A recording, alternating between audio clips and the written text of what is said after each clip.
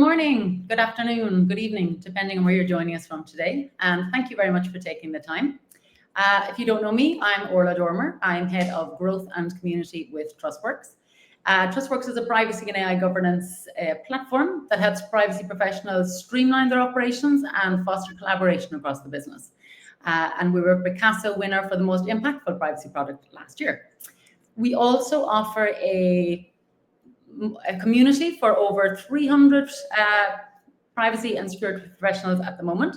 We share best practices, advice, offer the opportunity to take part in roundtable discussions like the key takeaways we're going to discuss today, and also participate in a mentorship program where you can participate as a mentor, a mentee, or a privacy peer. So please feel free to check out our website, www.trustworks.io, or DM me directly for more information. So today I am very pleased to welcome Donovan Shepherd, Head of Legal Privacy and DPO with UCB. Welcome, Donovan. How are you today? Thank you, Ola, for having me. I'm doing absolutely all right. Thanks for the invitation, and we're looking forward to share those key insights on this fantastic topic. Excellent, excellent. So I think I mentioned to you already, every time I have to review a legal document, whether it's a contract, terms and conditions, whatever, I ask the same questions. Why is it so long? Why is it so complex? Why is it not written in language that's understandable to the average person? What am I actually agreeing to?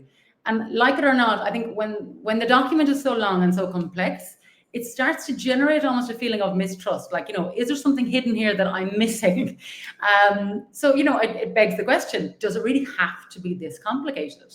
And I have to say, our conversation last week really opened my eyes. So maybe for those who don't know about this, can you explain what we mean by legal design?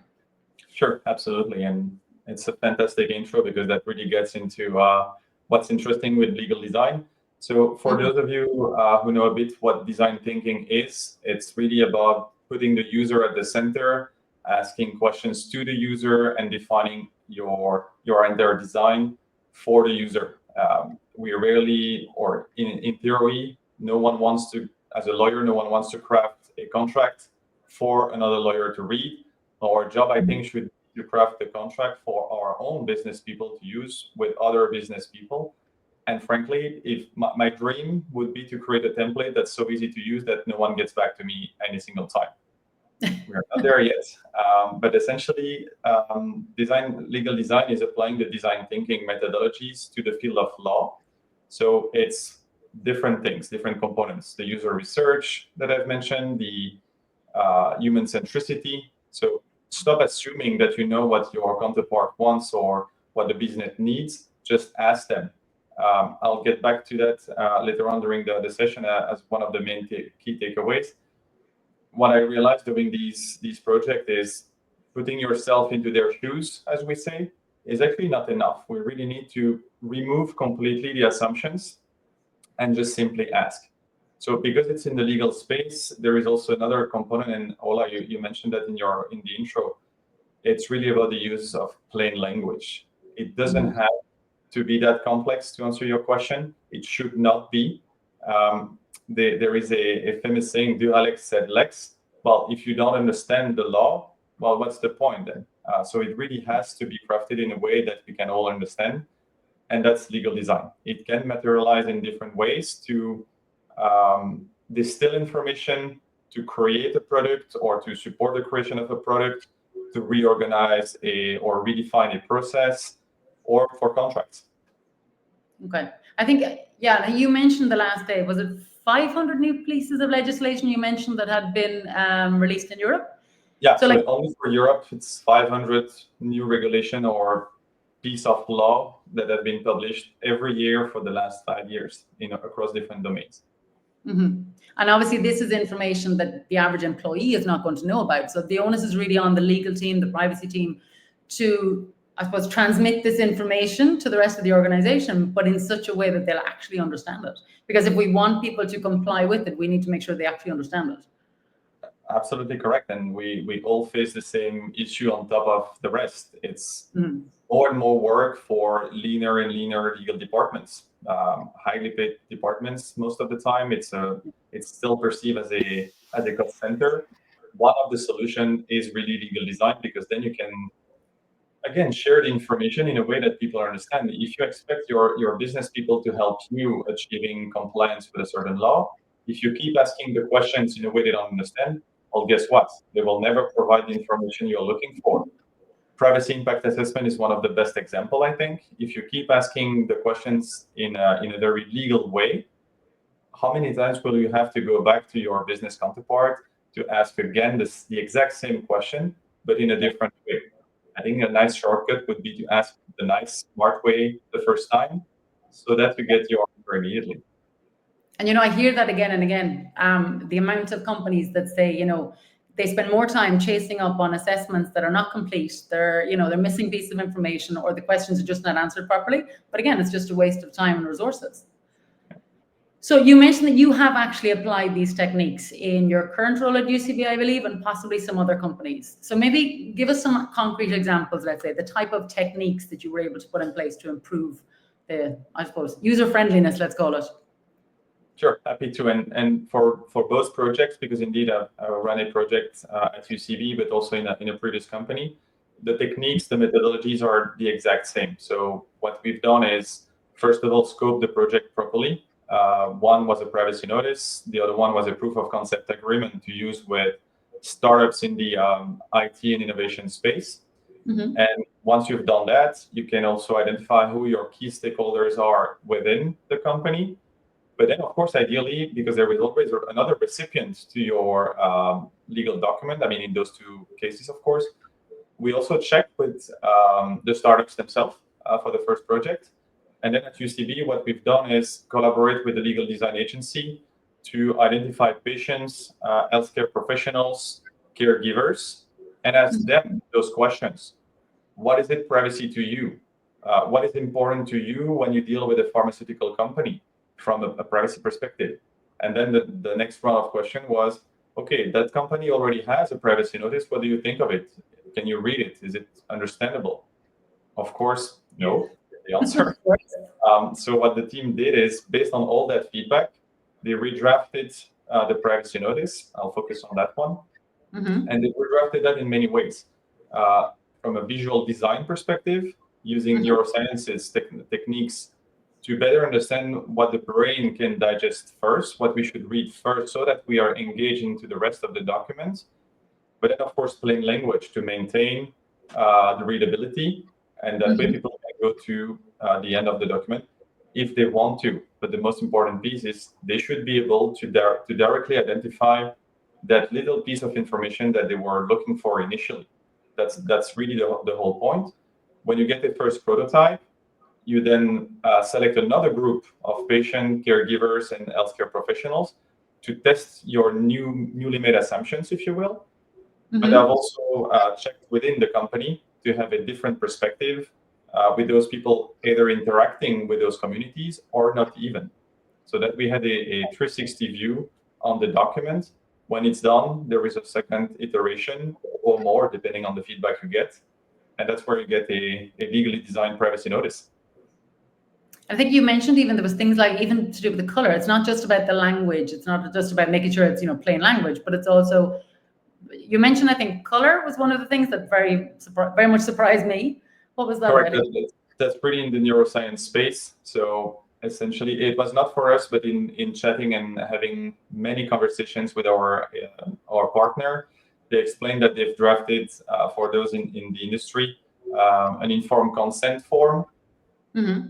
There, because it was directed to a specific disease, the patients suffering from that condition, they have a hard time looking at, for example, on the screen, a very bright yellow color. Well, they asked feedback. Is it readable in the colors that we've picked? And they all said, well, no, we need much lighter colors, something very, very light, again, not hurting the eyes or anything. So it goes that far to really make sure that the reader is engaged and really truly understand. Okay. And then I think, I know you showed an example, and we don't have a screen today for it, but I know you did show us an example. And what struck me as well was the visuals. So it wasn't just text, because obviously reading a text-heavy document just makes it even more intense. Whereas I noticed that you included, more visuals to actually lighten the load, let's say, made it feel like an easier document to read, shorter paragraphs, which obviously makes a huge impact as well. Absolutely. And I mean, I don't think we realize consciously that when you have full text, it's really hard for the brain. So just inserting more spaces already helps.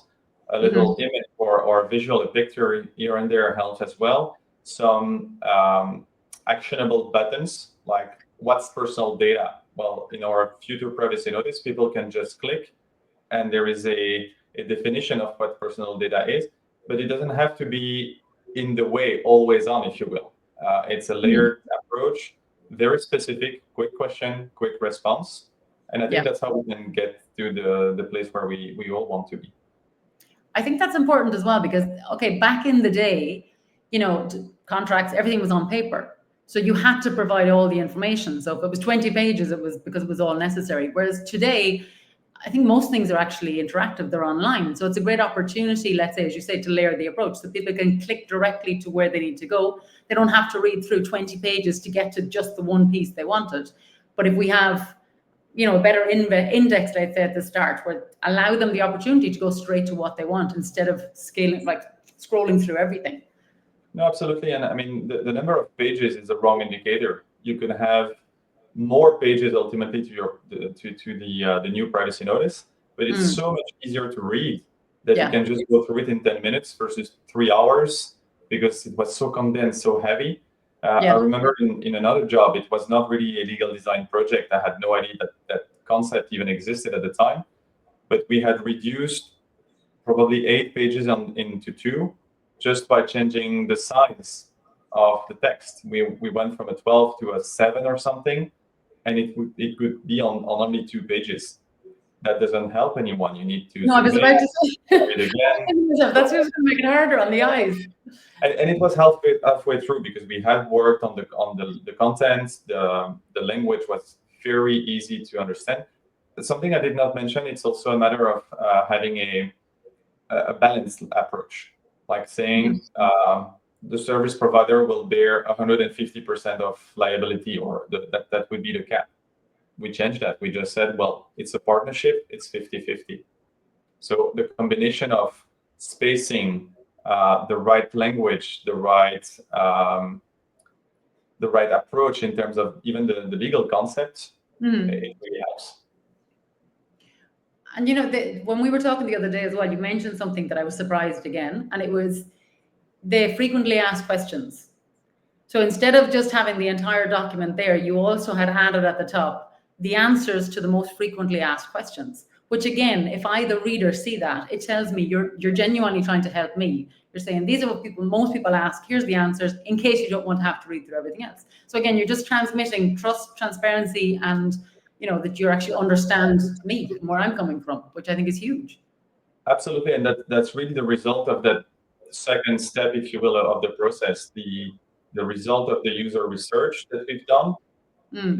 The caregivers, the healthcare professionals, they all said what we are interested in is, and I'll share for other privacy practitioners on the call, it's for how long we keep the data, who we share it with, and how they can exercise their rights. These are the key 3 topics that people are genuinely interested in when they read a privacy notice. Ultimately, what you do with the data, of course, they want to know about it, but they really want to make sure they have control. And I think you mentioned the key word, it's trust. Initially, they trusted you with their data. They don't want you to do anything different with their data. And I think that's really one of the key message. Yeah, I think that's the thing. I mean, we all have to trust that the company that we're giving our data to are going to be trustworthy with it. But it's true that when the legal documentation is very complex, you can't help but have a feeling of, what am I missing? Is there a reason for this? So I think it is important to feel that there's trust and transparency there, 100%. And even for us, I mean, how many contracts are reviewed? You start reading the first paragraph and then the second starts with however. Well, that's really annoying, right? So let's change the narrative. Let's change the sequencing as well. That's very important.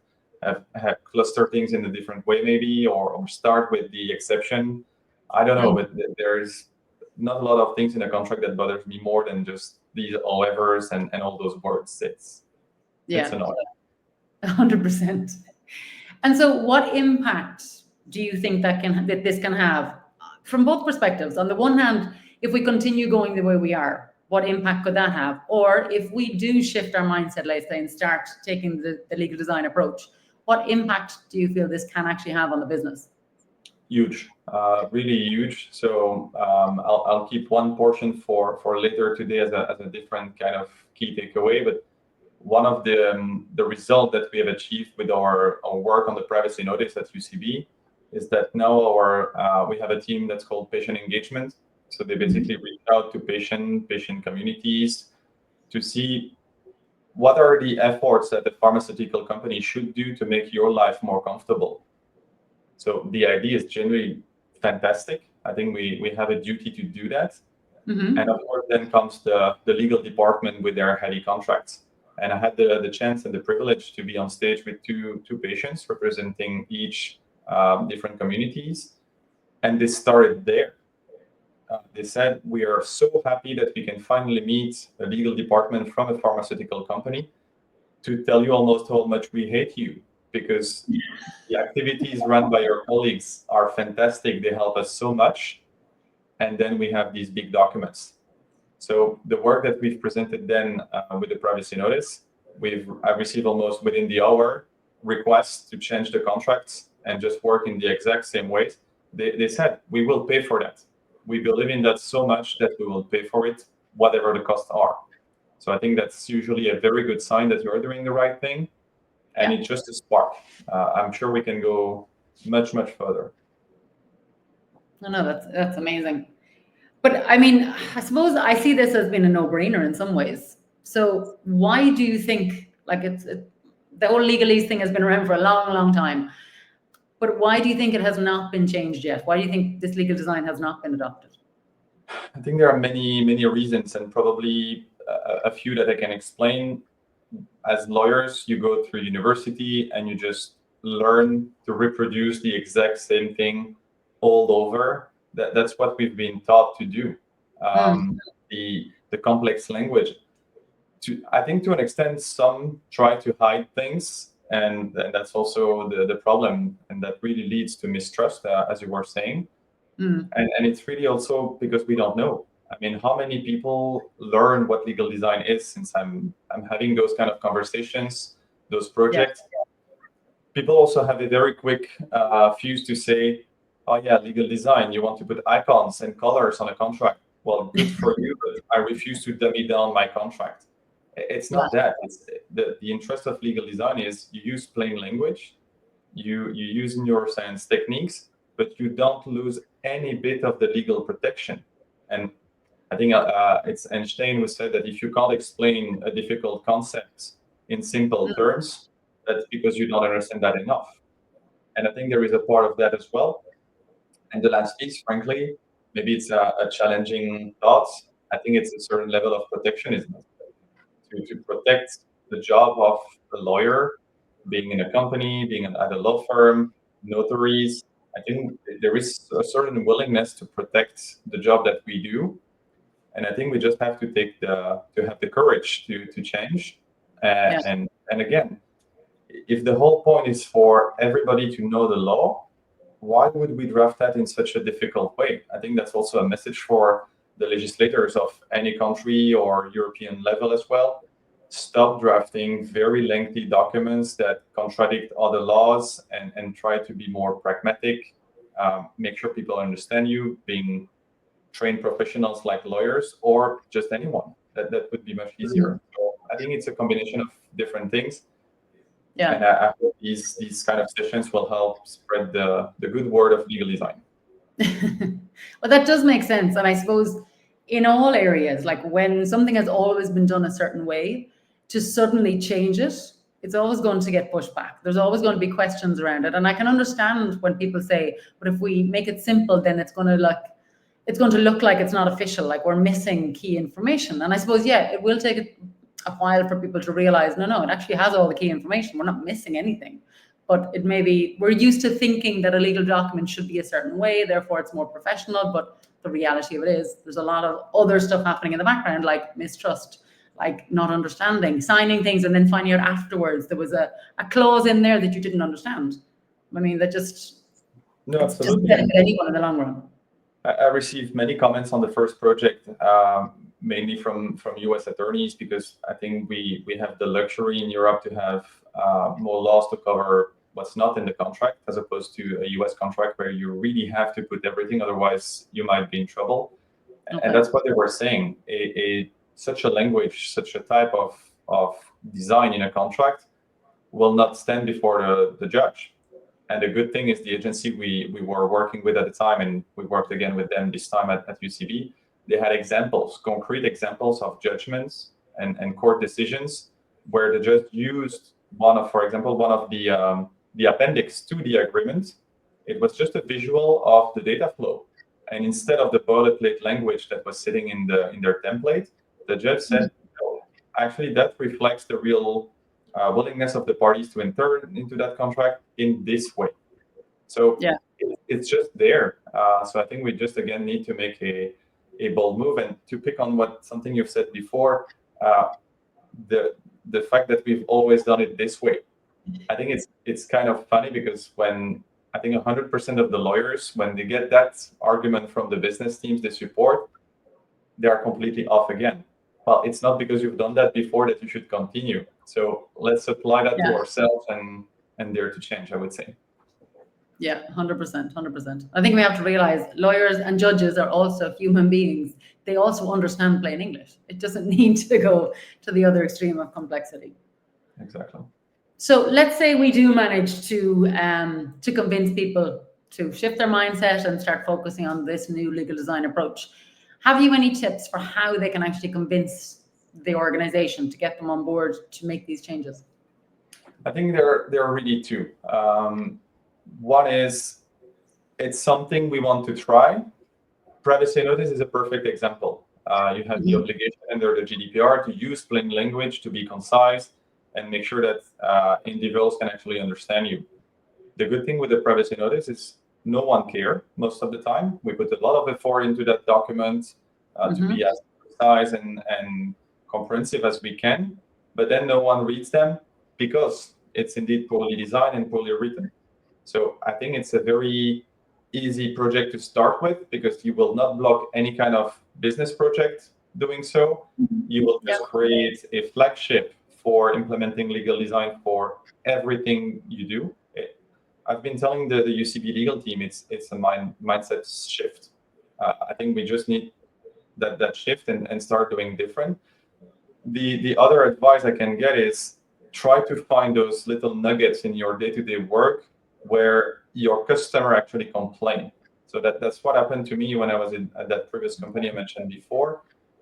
I inherited or being given a proof of concept agreement for those startups in the innovation space, 55 pages long, and almost impossible to understand, absolutely not appropriate. That was basically a service provider contract mixed with software licensing. So complete nonsense. And two of these startups came back to me saying, well, we want to do business with you. We truly do. But do you cover the attorney's fees that we will need to pay to review those contracts? Because we don't have the resources internally. And of course, I took these comments with me up to the general counsel of the company. And I said, you tell me it's a key project. It's a key space for the company. It's the future. But then you give me that kind of document. Of course, the GC was not really happy, but he was happy that I provided the solution, that we can have a workshop and a legal team called Legal Design to try to change things. The 55 pages long contract was turned into a 17 pages long, truly proof of concept agreement, where, again, those companies were to take risks. So the language was much more balanced. It was not the big company above the startup and just, it's essentially a nice take it or leave it. And these two companies, when they've seen the new template, they just signed it without even asking a question. So when you get those situations, just use it. Know that legal design can be an option for you, and just start your first project. Okay, that's good. That's good to know. Thank you very much. Really appreciate it. Any other key takeaways that you'd like to share, or anything from your experience that you wanted to add? Usually it takes a lot to move the culture at a company, especially where the bigger the company, the more difficult it is. I've done that project, then I left the company to join a new one. I've tried there. It failed miserably because the people were not ready, not willing to change what they were still doing. And I tried again. So just be resilient, try again and again. I'm sure even if you have to leave the company at some point, and it will happen in the new one, that's it. But then talk to different people, go to the business and explain to them the value, because that way they can be very good advocates for your initiative towards your own legal department management. Excellent, excellent. Thank you, Donovan. Really appreciate that. I'm assuming that if anybody has further questions specifically on how you went about it or the company you worked with, they can reach out to you directly through LinkedIn or whatever, or they can reach out to me and I'll pass on your details. Because I think it's also a case that you can work with companies to do this, but there's also a lot of stuff that you can do to start off. Let's say if you want to take baby steps, you can also start off doing little things and then gradually progress, let's say, and ease the business into it. Maybe that's another option. Absolutely. Definitely recommend to do that as well. There are a lot of things you can do yourself. You don't necessarily need to go the full scope of a legal design project to start with. You have an internal policy that only you read. Well, just start there as well and make others reading that. Just reach out to your colleagues, get a sense of what you should change or not, what you could do different. It's really easy to get started. There is also plenty of resources available on the internet. And the good thing is that Gen AI technologies are really good with plain language. So if you have a crappy document, or shouldn't say crappy, a legalese document, just use ChatGPT or Copilot, to name these two, to change it, and you will see the result is kind of fantastic. Yeah, 100%. Excellent. Thank you very much again for sharing your wisdom and your experience today. I really appreciate it. And I do hope to see legal design become a thing of the day, as in I hope to see the contracts change, the privacy policies change, etc. Thank you very much. Really appreciate it. Thank you, Ola, for having me. And once again, thank you all for joining us today. As I said, if you would like more information about this topic, you can reach out to me directly or reach out to Donovan. And if you would like to join the community and participate in these discussions firsthand, again, if you go to our website, you'll get a link directly there to join, or DM me directly. And that's it for today. I hope to see you all on the next one. Take care. Have a great rest of the day. Bye.